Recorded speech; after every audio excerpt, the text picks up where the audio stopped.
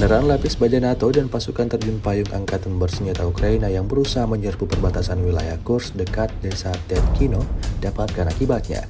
Rencana mereka langsung digagalkan oleh para prajurit pasukan lintas udara dan unit lain dari kelompok pelindungan perbatasan negara di arah Tetka.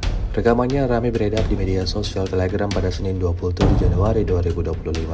Drone Rusia mendeteksi pergerakan tentara Ukraina tepat waktu, menghancurkan pasukan dan kendaraan lapis baja dengan artileri dan drone serang.